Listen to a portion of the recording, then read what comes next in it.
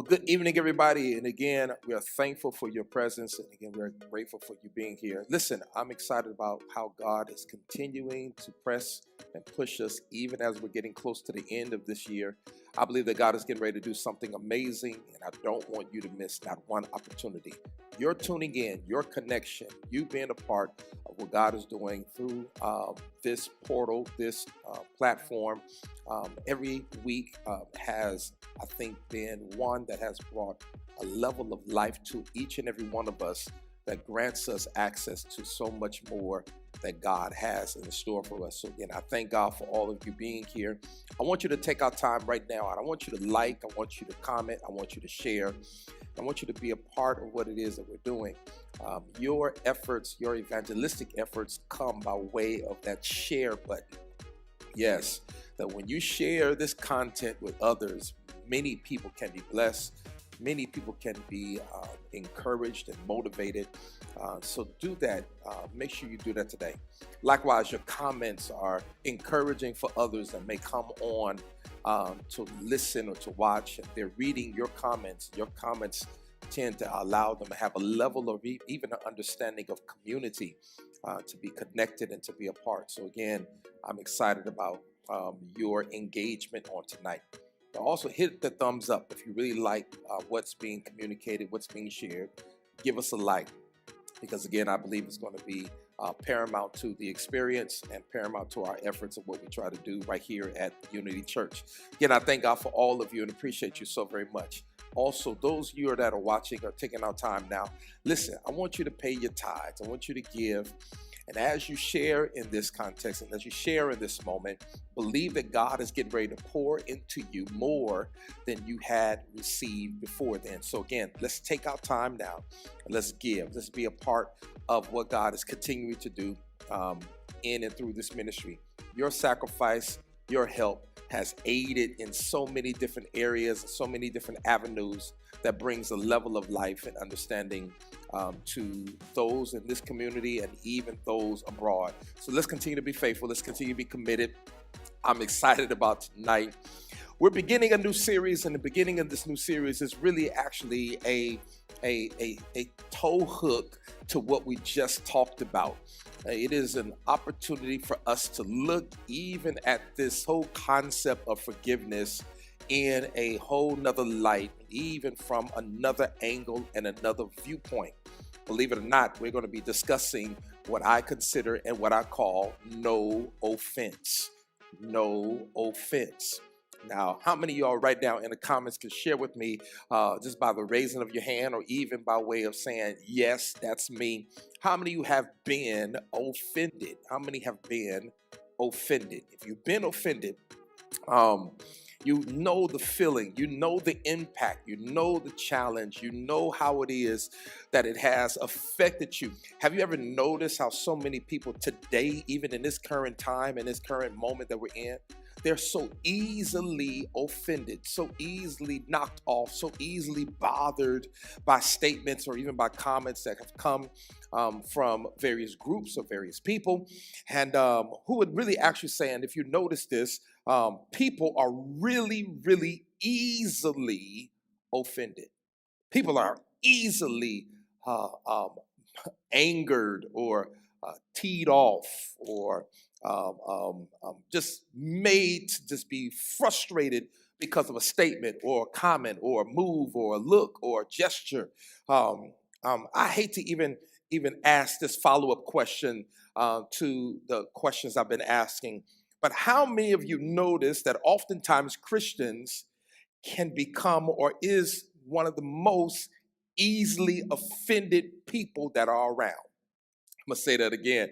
Christian people are the most easily offended people in all of the world, I believe. Have you ever noticed that? Have you ever noticed how church people, Christians, get so upset so quick? And it could be the smallest of the smallest offense, and they're bothered. So why do you really think that Christians among so many people are easily offended? Why do you feel that they are so easily knocked off course because of a comment or even anything that comes their way? But I'll answer that according to what I think and according to what I feel it is. I think as disciples of Jesus and those who are followers of Christ, that it's probably part of our jobs to be offended. Yes. It's part of our job to be offended, that God calls us as followers of Jesus to point out sins, to gripe about something in culture, to be angry and to stand up for truth.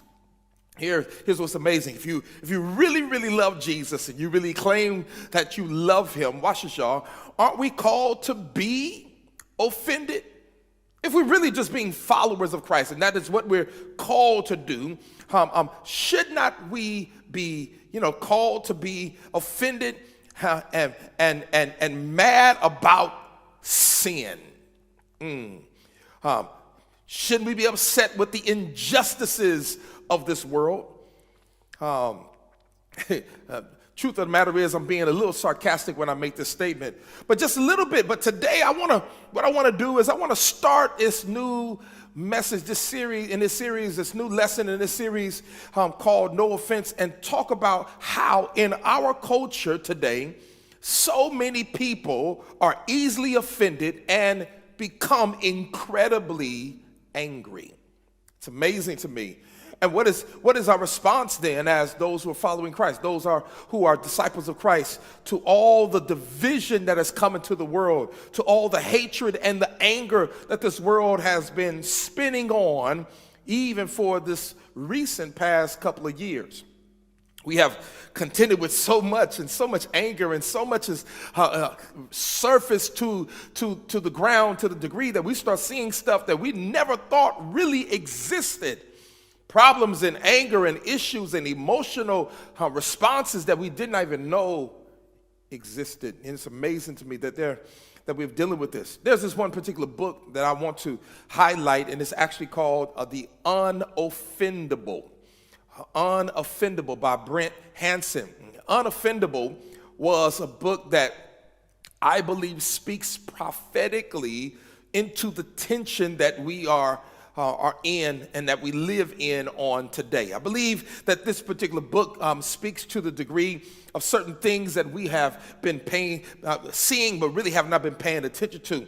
And I'm going to borrow some of his ideas, and I want to give him credit for his work, because it is a profound work that I found to be so helpful and healthy in its reading. And at the beginning of this book, the author actually says this, and this is what he says.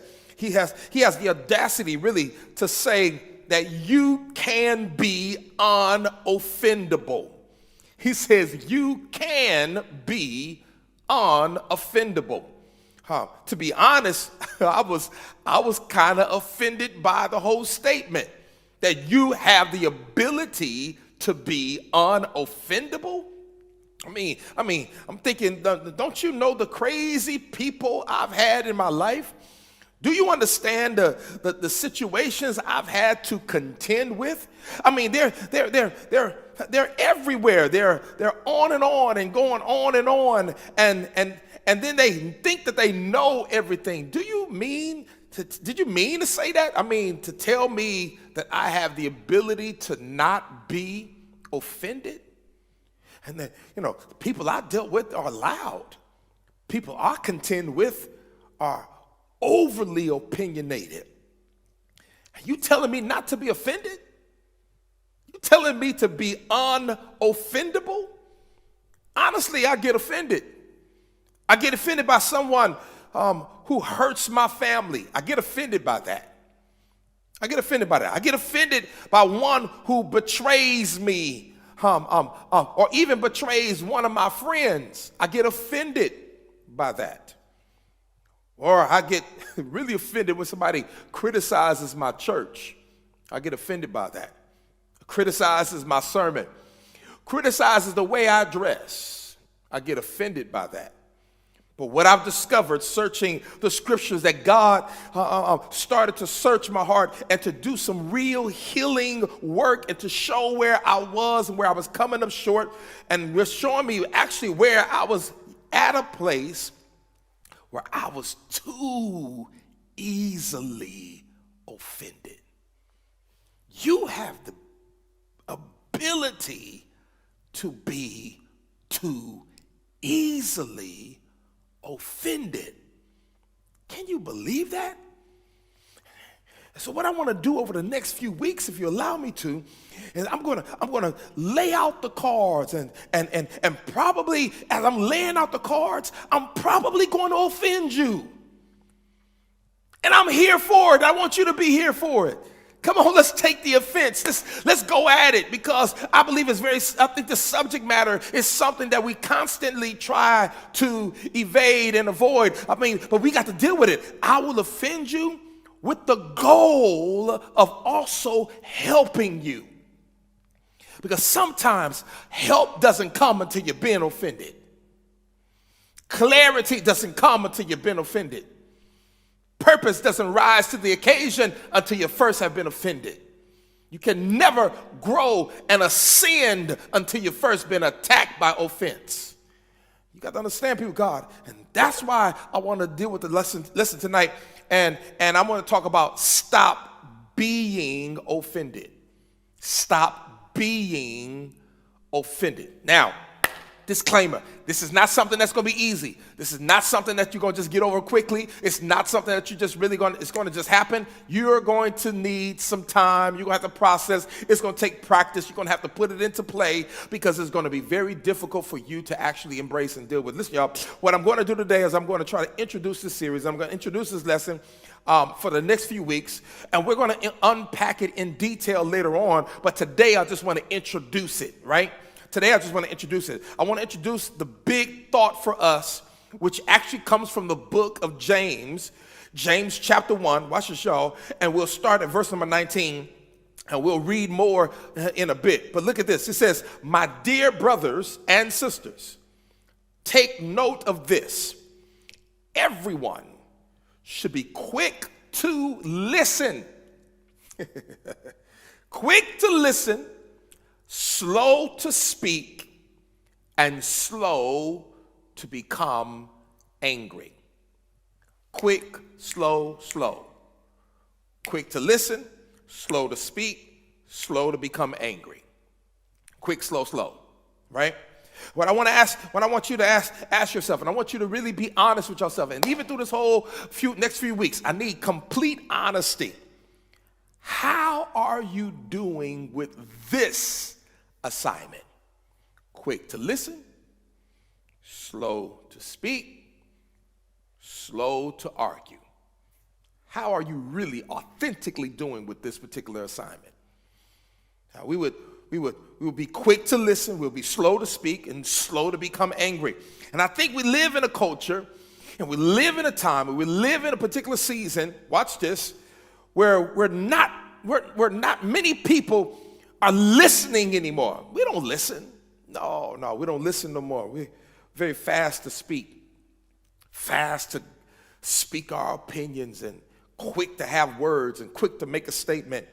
And we are people who are incredibly easily offended, and we're quick to get into an argument or even become angry. We should be slow to speak, quick to listen, slow to get angry. I'm trying to understand, when you look at Jesus and the way Jesus lived and exactly how he lived, how many questions, let's think about this, how many questions do you think Jesus answered? Think about what he asked, how many questions he actually asked that's recorded in the Gospels. Let me answer that for you. Jesus was asked directly 183 questions in the Gospels. 183 questions. Of those 183 questions, how many do you actually think Jesus responded to? Well, Jesus answered directly only 3 of the 183 questions. And while he's asked 183 different questions, he actually asked others 307 questions. He was asked 183. He only answered 3 directly. But Jesus himself asked 307 questions. Now, why is that? Why is that? Because Jesus was always others focused. Jesus was always others focused.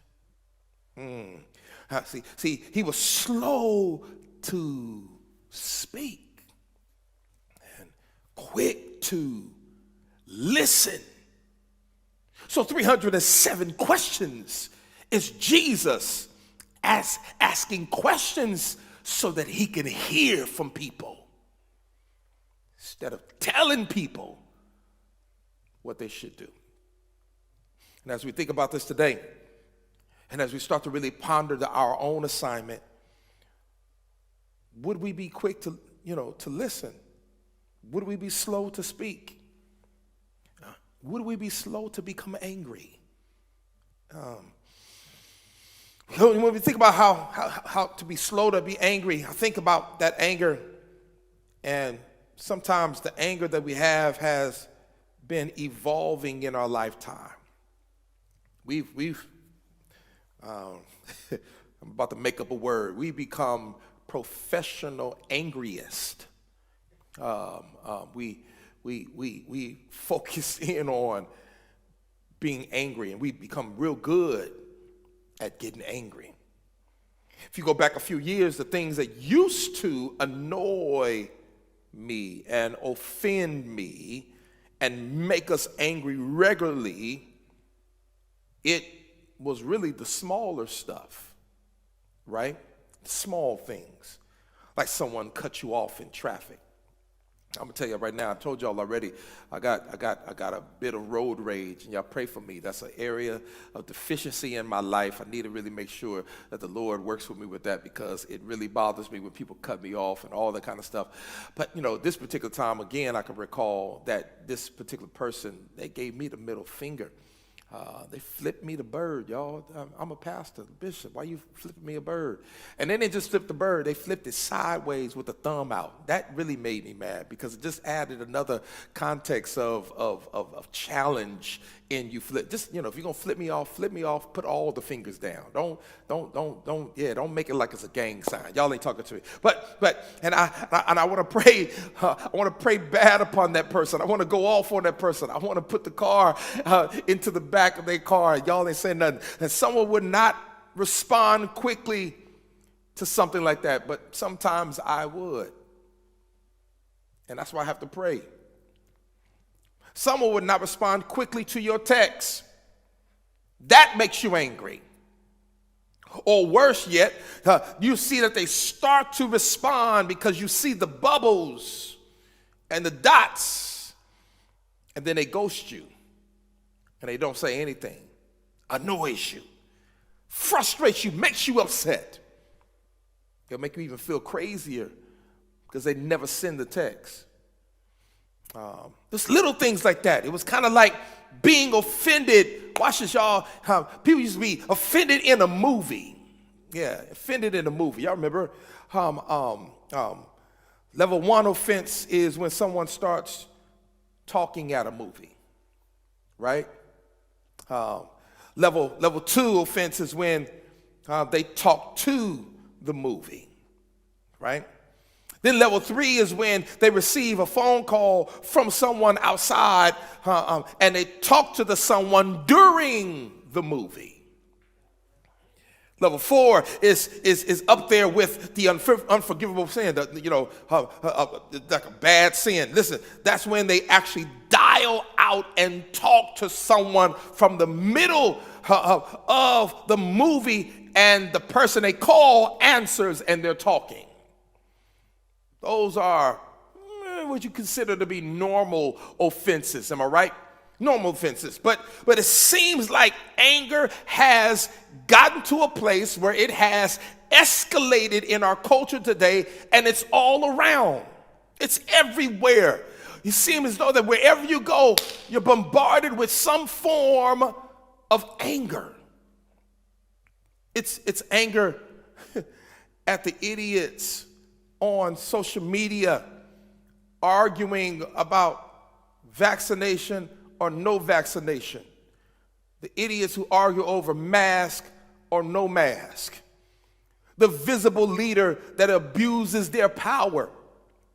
Whatever issue is, or whatever issue that may be, because we all have our own issues, but that thing that we think everybody should be upset about, and we should be fixing this, and if we're Christians, we should be going to do this.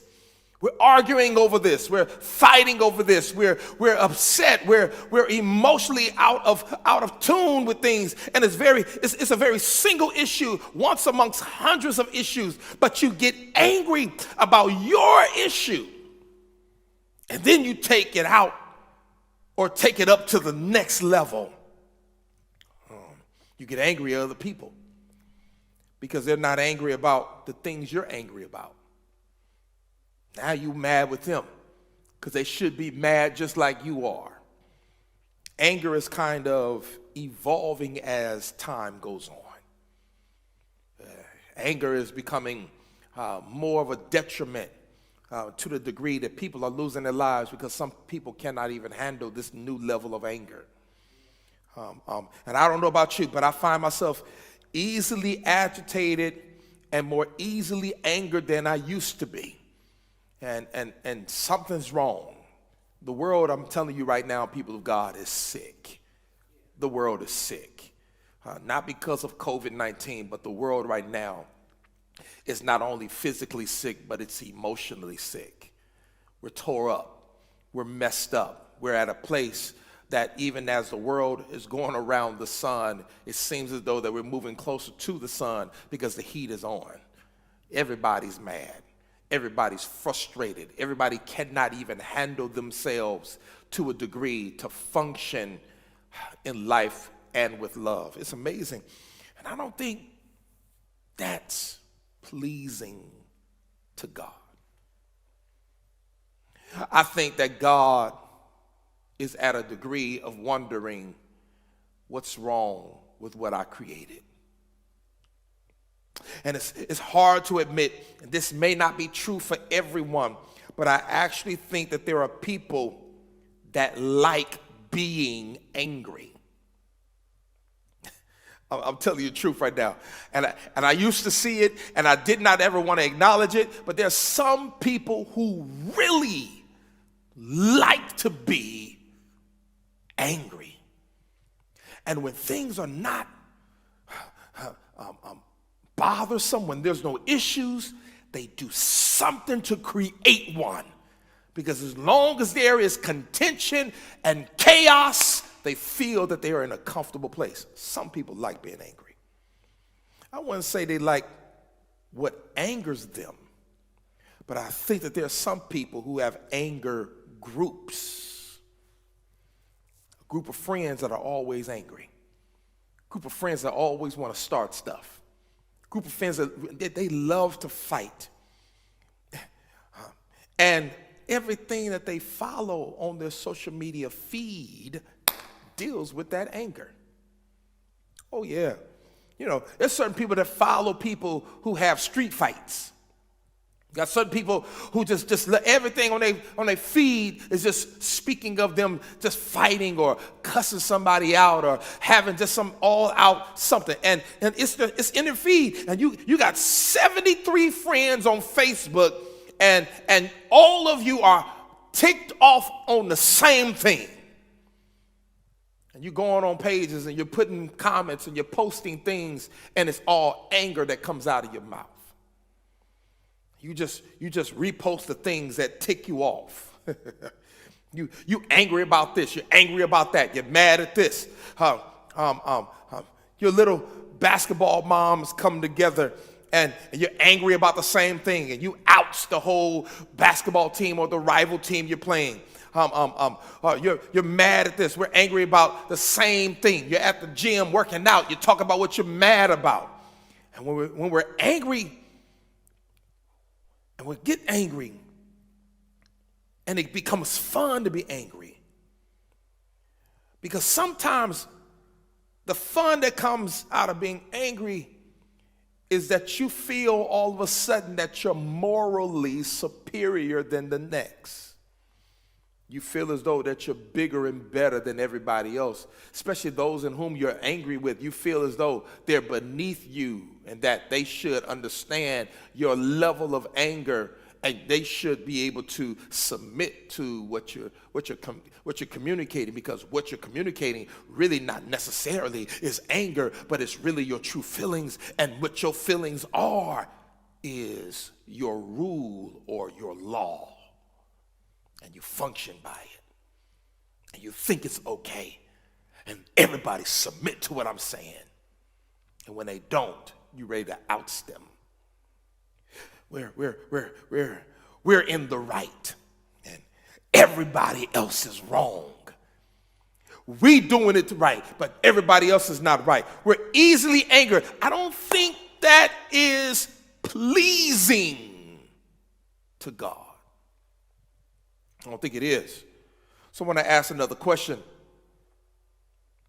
How effective is your anger? How effective is your anger? Like, how's this anger thing going for you? Huh? How's this thing working for you? How are you? If you're easily angered, is it really working on your behalf? I mean, is it making you more like Jesus?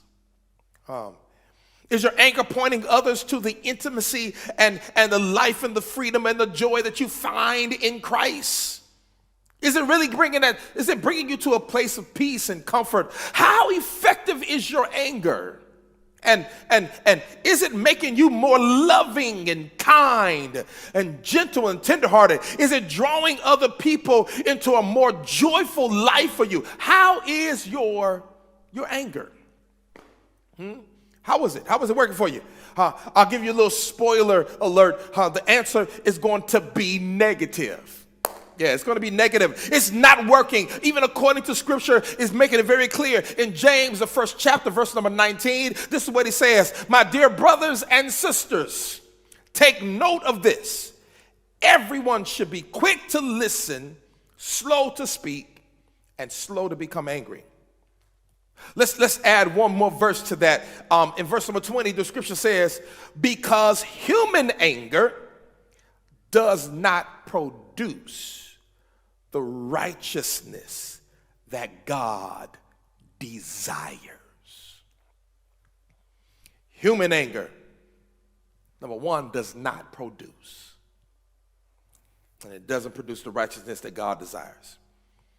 Human anger, or whatever it is, your anger at the small offense, your anger at the major betrayal, your anger at the opposing political view, your anger at the guy that gave you the middle finger, your anger, whatever it is, your human anger does not produce the righteousness that God desires.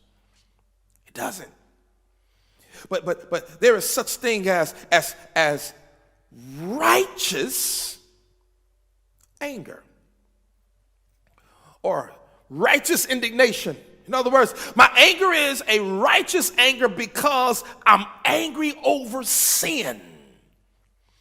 And because I'm angry over sin, I've gotten to the place of realizing that what I'm mad at, God too is mad at it.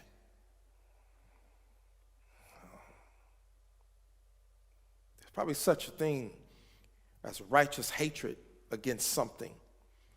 Because you have a righteous hatred because you know that thing breaks the very heart of God. It breaks his heart. And have you noticed that? So if we really are honest, it might not be just like a righteous anger. In some ways, it could be self-righteous anger. Because as Christians, and I want y'all to hear me, as Christians, it's real easy to criticize somebody else's foul language. Oh my God, such language, right? But then you ignore your own spiritual pride. Just because somebody's cussing, you're ignoring your pride. It's easy to judge sexual sin. I cannot believe they did that. But then at the same time, you ignore your gluttony. You eating yourself to death. Have I offended you yet? Yes, I should have, because I'm coming for everybody, and that's my goal in this whole series. I want to offend you so I can heal you. That's my goal. That's my goal. I'm coming for you because we tend to think that our anger is justified. Why is it justified? Because it's our anger. It's mine. I have every right to be upset. Every right to be mad. How effective is your anger? How effective is it? Are you drawing people to the grace of God? Are you drawing people to the goodness and the love of Jesus because of your anger? Are you? Is your anger bringing more joy? Is it blessing? Is it enhancing your relationships? Is it giving your children a life that you want them to emulate? Is it really one that blesses others and always criticizes the others? I mean, how is it? Some people, y'all, and I see it. Sometimes I see it in the context that I'm in, and I just look at them and I see nothing but anger, and they mad, and they frustrated, and they just finding something to keep them angered and sad. What we have to do eventually is this: as being followers of Jesus, we're going to have to make a decision. We're going to have to make a decision. And we need to decide when we get angry, when we get upset, do you want to make a point or do you want to make a difference? Do you want to make a point or do you want to make a difference? This is the decision that you need to make, because oftentimes we find ourselves trying to just make our point, to the point that we're not listening, but we're being quick to speak, and we're being quickly moved to anger. When if you had just listened, it would give you the opportunity and the privilege to make a difference. Too many people simply want to make a point. In life, I think we're called to make a difference. And I just want to submit to you, we need a different attitude if you want to make a difference. We need a different philosophy with dealing with the wrongs of this world if we really want to make a difference. And rather than letting our flesh and our feelings and our emotion direct our action, we need to let the Spirit of God direct our actions. That's what we need to do. So we're not just making a point, but we're making a difference. That's what we're doing. We're not just making a point, we're making a difference. We're not just trying to win an argument, but we're trying to win people to the grace and the love and the kindness and the goodness of Jesus. We're trying to win them. I'm trying to win souls to Christ. I'm trying to get people back in line with God. That's what I want. And so there's really, there's this really smart guy, right? This smart guy. He was an expert in the law, and he was asking Jesus a question. Expert in the law, knew it right offhand. And the question that Jesus answered, he said, so tell me, what's the most important thing? What's the most important thing? What's the most important thing? Jesus would listen to this God. He would hear him and knew the stature of his heart. He knew where the actual question was coming from. And he understood where his heart was. And he responded with this answer. He says, you want me to tell me what's most important? You want me to tell you what's really important? This is what he says in the 22nd chapter of Matthew, verse 37 through 38. Jesus said to him, "You shall love the Lord God with all your heart, with all your soul, and with all your mind. This is the first and great commandment. And the second is like this: you should love your neighbor as yourself." This is the first and greatest commandment. You know what? You want to know what's important? You want to know what's significant? You want to know what you should value? Ultimately, people, God is to love God with all your heart. And secondly, to love others as you would want to be loved yourself. Love God with everything in you, with every bit of fiber in the body of worshiping him, to love him, to glorify him, to worship him, to love him in all that you do. Let love be communicated and seen. And the way that you love him is also by loving his people and showing them the grace in which you've also been a recipient of. Having some empathy and some compassion and showing his goodness and the love for other people. And what I begin to realize and what I begin to see is that you don't have to be angry to do that. To love somebody. You don't have to be ticked off to be loving. In fact, I have to ask myself, can I be angry and show consistent love and grace to people? I don't think you have the ability to do both. Because when you think about it, Jesus never, ever, ever told us that you have to be right. But what he did say is, I want you to be loving. So I don't have to be right, but I have to be loving.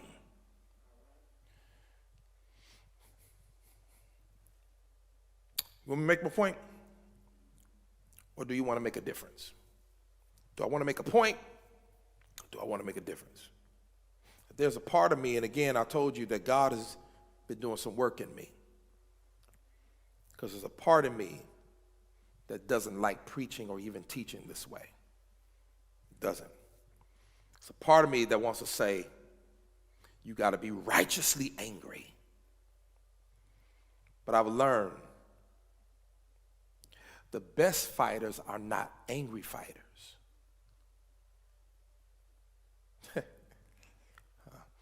You want to see somebody get beat? You watch them lose their cool. Muhammad Ali was notorious for trash talking, but he was never angry. And he would knock his opponent off even before they get in the ring with him because of his talk. And it bothered people. And they would come in the ring angry, which causes them not to be able to fight with their skill, but fight out of their emotions. I've learned you gotta sometimes keep your cool. And it's in their anger that you become, people when they're fighting or even when they're going through what they're going through, it's in your anger that you become ineffective. The best soldiers in battle aren't the angry ones. If they're doing what they've been doing, if they've been doing what they've been trained to do, if they're doing what they're supposed to carry out, the mission they're supposed to carry out, they will then succeed at what they need to do. So even as disciples of Jesus, how do we battle against the forces of darkness? The way we battle is that we lead with love. Lead with love. We don't lead with anger. We lead with love. We're not just trying to make a point. This is how we do it. You're doing it wrong. Let me help you out so that you can do it right. I'm leading with love. We want to make a difference, and the hearts are rarely changed by anger and accusations and judgment. They don't change because of that. They don't change because of condescending statements. They don't change because you raised your voice. They don't change because of that. As much as they are changed by the empathy, they're changed by the compassion, they're changed by the discussion, they're changed by love. We want to lead with love and not with anger. So how do we learn to let go of that anger that we might be carrying around in our entire life? How do we let it go? How do we let go of the anger? So how do we overcome the offenses, Bishop? I hear what you're saying, but man, I've been offended. I've been hurt by people, man. How do I overcome this? And I want to give you two thoughts that I feel is incredibly helpful, and then we'll get into our assignment for the next couple of weeks. But how do we learn to let go of anger? The first thing I want to encourage you to do, people of God, is to lower your expectation of others. Lower my expectation of others. Unpack that for me, Bishop. Yeah, you got to just lower your expectations of what you expect from other people. Just gotta lower it. What will happen a lot of times is someone's going to lie to you, or they're going to let you down. I need you to get a hold of this. They're going to betray you. They're not going to show up.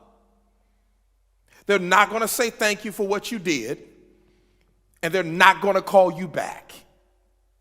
They're going to offend you. But if you lower the expectations, you're not bothered. They're not going to be there for you. They're going to forget your birthday. They're not going to be there for the baby shower. It's going to happen. Somebody's not going to show up. They're not going to come to your thing, and you're going to be incredibly disappointed because they didn't show up. And I want to say to you, what do you expect? What do you expect? Have you ever let somebody down? Have you ever not showed up?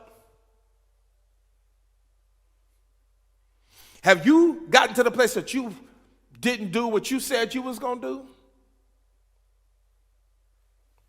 They're people. They're human, just like you are. And instead of saying, I can't believe she would, instead of saying, I can't believe he would or would not, I'm just shocked at what they would do. I'm just done with how they did that. I never thought a Christian would do this. We have to remember, sinners do sinful things. Newsflash. Everyone is a sinner. So sinners do sinful things. And if you start always elevating your expectations and thinking everyone's going to love you and everybody's going to be there for you, you're always going to get hurt. Trust me when I tell you this. And if you want to know what people are like, the Apostle Paul told Timothy what people are like. This is what he says. Some people will say that we might be living toward the end of times. And the Apostle Paul said, in the end times, let me tell you what the people are like. He says, if you want to know what you can expect from people, this is the word of God. He said, people will be lovers of themselves, Paul says.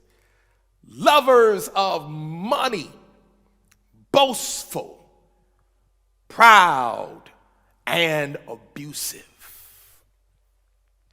They'll be disobedient to their parents, ungrateful, unholy, without love, unforgiving, and slanderous, without self-control, brutal, not lovers of good, treacherous, rash, conceited, lovers of pleasure rather than lovers of God. And you're shocked.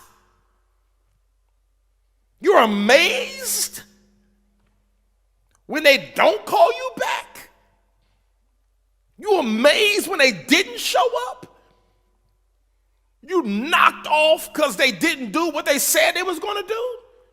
Sinful people do sinful things. And if you're not Jesus, then you're not perfect either. People will let you down. Mama, I hate to tell you this, but I'm about to be brutally honest with you. I will let you down. Maybe eventually, if you follow me and you listen to everything, I'm going to do something that's going to let you down, because you know what? I'm not perfect either. Please do not put that on me. I've had enough people put that on me, and to the degree that they feel as though that I'm always, no, look, I'm not Jesus, I'm not God. I'm just trying to lead you to where the water is so you can get you something to drink. Maybe we need to understand that. And when I do let you down, promise me this. Promise me you won't say God is not real. Because I'm human just like you are.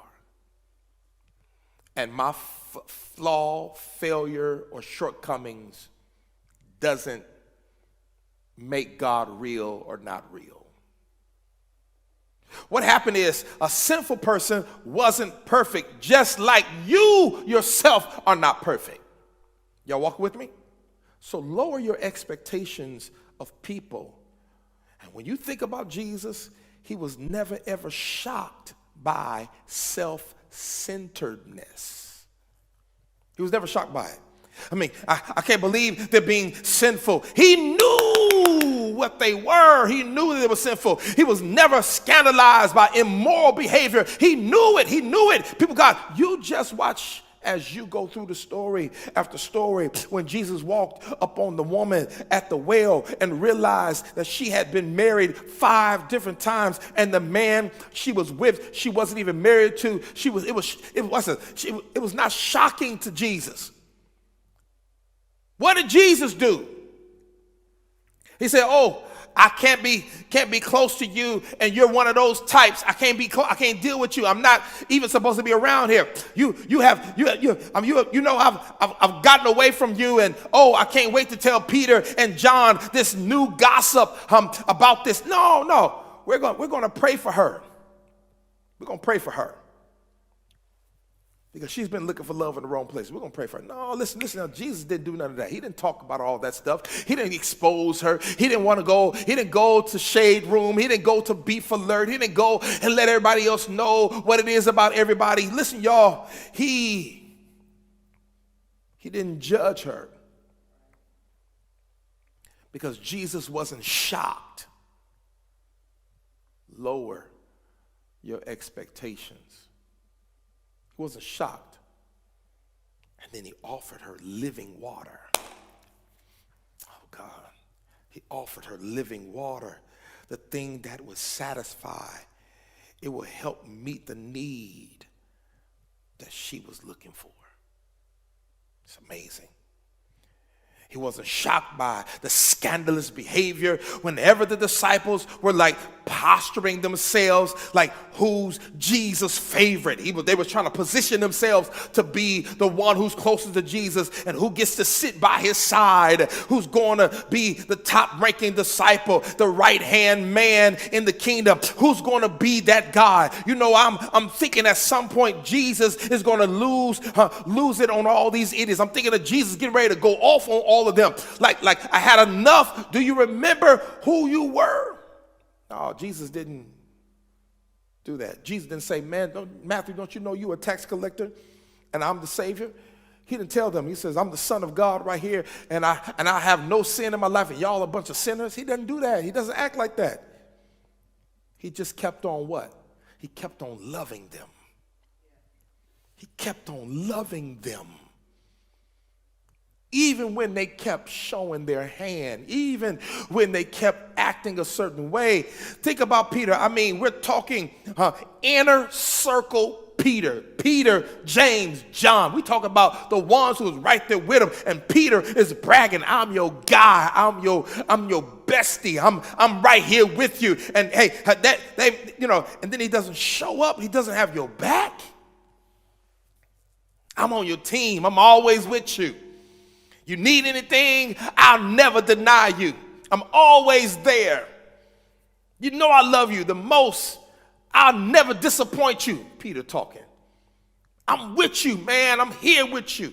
I'm glad to be connected with you. And then what did Peter do? Well, obviously Peter lied. He betrayed Jesus and denied him 3 times. He stabbed him in the back, and he abandoned Jesus at a time when Jesus should have had all his guys right there with him. What did Jesus not do? What did he not do? Jesus didn't quit his church. He didn't go to Facebook on a rant. He didn't do that. He just forgave Peter. And he kept on loving Peter.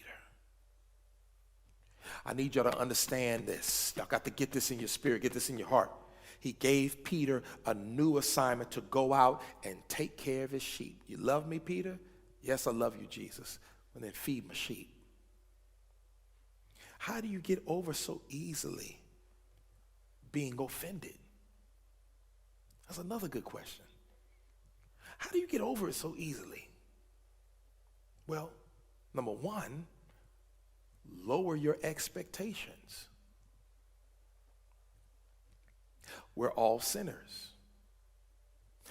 We all have fallen short. We all mess up. People are going to let you down. It's a common fact. Don't be shocked by it. Bishop, I hear you. But how do you deal with all the criticism? How do you deal with it? I just kind of know that's what people are going to do. They're going to criticize. I don't expect anything different.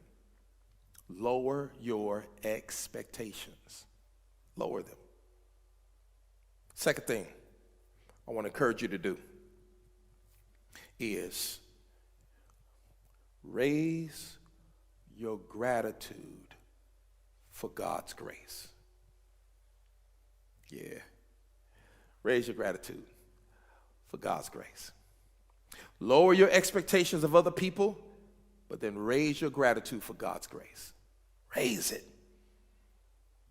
I would love to see a show of hands in the comments right now who have never ever sinned. Raise your hand in the comment. You never ever sinned in your life. Uh-oh. I don't see no comments. Raise your hand if you've never done any wrong. Raise your hand. Come on. Talk to me in the comments. Tell me, I've never done nothing wrong in my life. Tell me right now in the comments, I deserve God's love. That's what you do? You deserve God's love. You never lied. You never cheated. You never looked lustfully at something or someone. You never envied or was jealous or had malice. You never gossiped on a friend. Never. You never done anything wrong in your life. And how is it? How is it that we're able to be made right with God? How is it?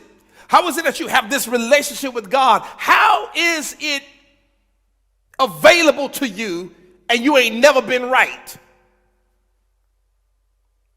Paul tells us in Ephesians, the 2nd chapter, verse number 8, for by grace you have been saved through faith.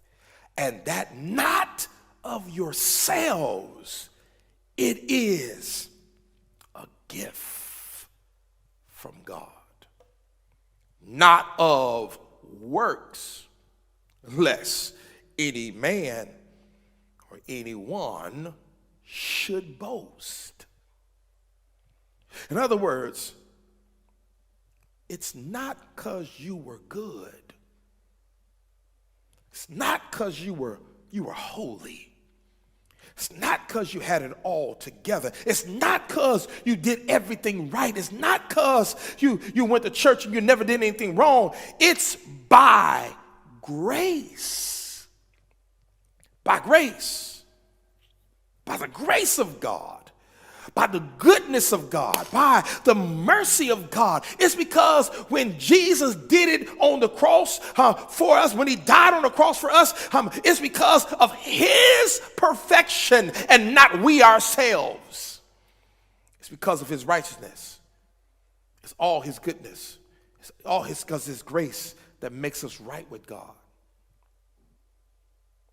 It's all by his grace.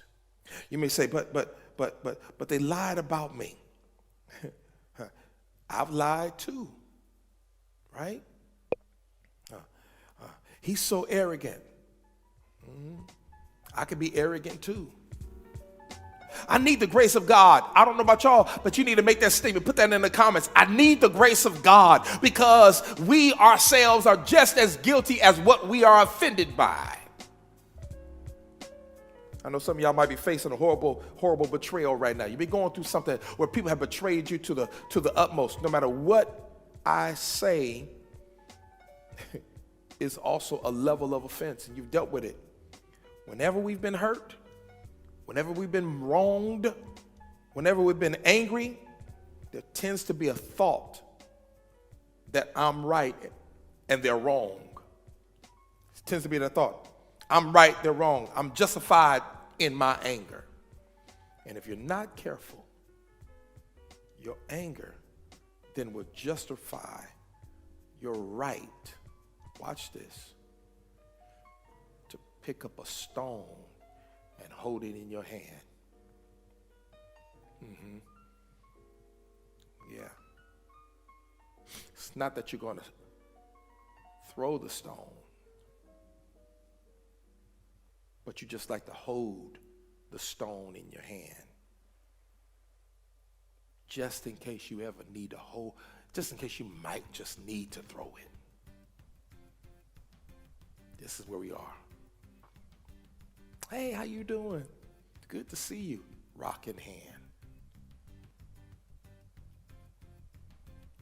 Constantly in relationships and friendships and interactions and things, we're finding and waiting that just in case I need to throw this rock, I'm at the place where at least I'm prepared to do so. You let me down, so I like to hold my stone. And then before long, you're spreading false information. You start saying, yeah, you voted for the wrong candidate. I hold my stone because I feel that I'm right and you're wrong. And my anger gives me the right to hold the stone to get ready to throw it at somebody. John chapter 8, there was a woman that was caught in a sinful act. She was caught. She and another guy were caught in the act of adultery. And there was an anger group of men gathered around, holding their stones in hand, saying, she deserves death. She sinned. Let's stone her for her sin. And Jesus wasn't shocked. He wasn't angry, he wasn't offended, but instead he knelt down and started scribbling something in the sand. Still to this day don't know what it was.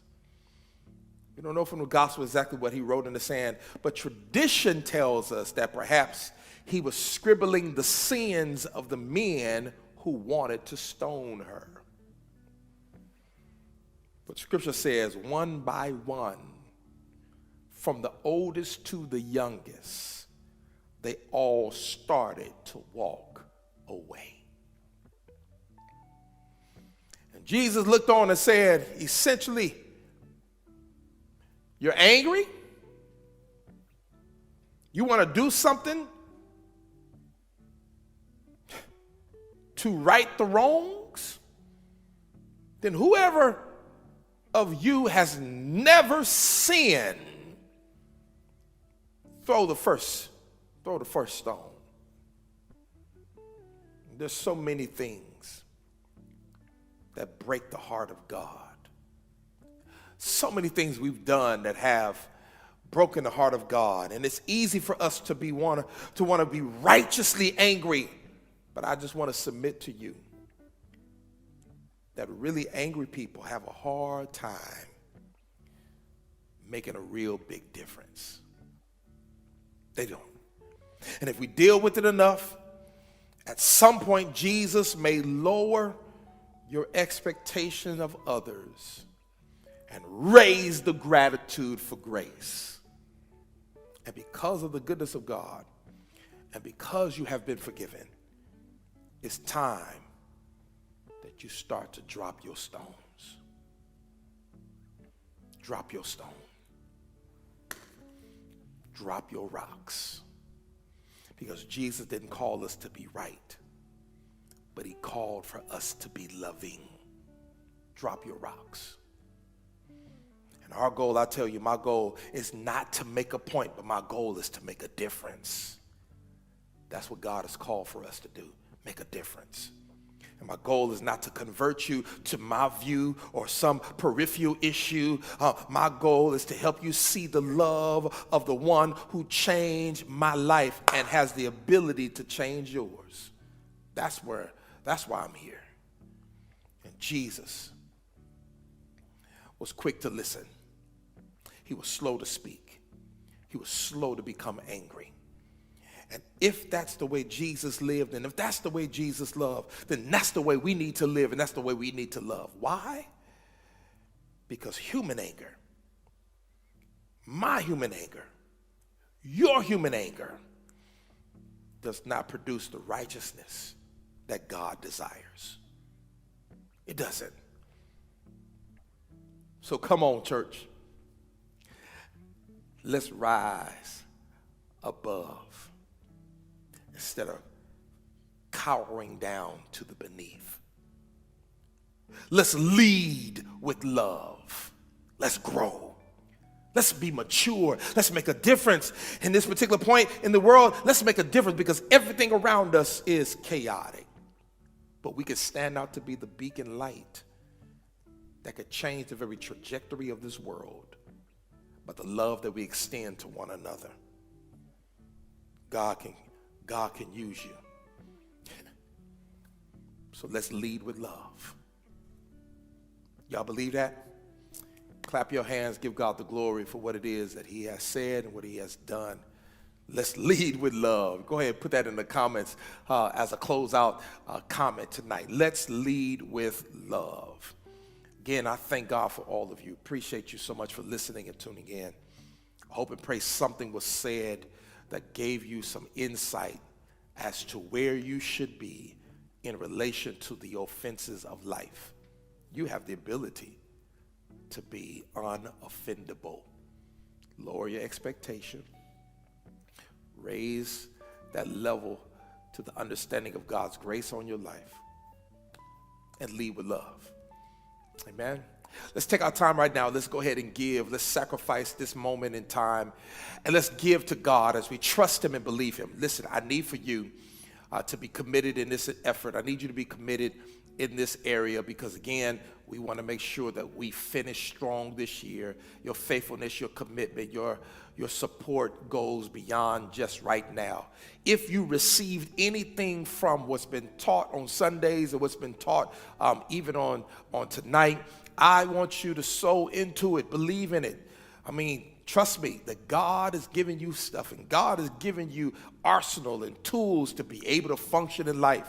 You should support and seed into that so that it can continue and it can be faithfully committed in that. God wants it to come to your life. He wants it to be right there in your on your device, coming to you faithfully, consistently, and it happens because of your faithfulness and your giving.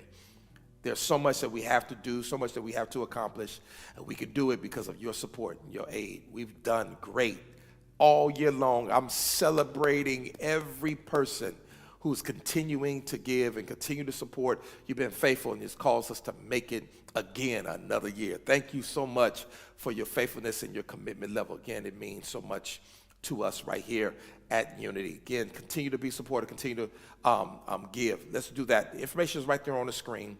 Let's be committed in that area. Likewise, I want to invite you, want to encourage you to come and be a part of our Thanksgiving worship encounter, which is going to take place on this Thursday at 8 a.m. Come be a part of what God is doing. Come share with us. Come fellowship with us. Come offer a level of thanksgiving unto God, because I believe that God is going to do some great things. Listen, I love you all. I appreciate you all. I'm definitely looking forward to seeing you and looking forward to what God is getting ready to bring and render unto you. Listen, God has got some great things coming for your life. Reach out and grab it, receive it, because it is already yours. Blessings to all of you all. I thank you so much. God bless. I'll see you later. Peace.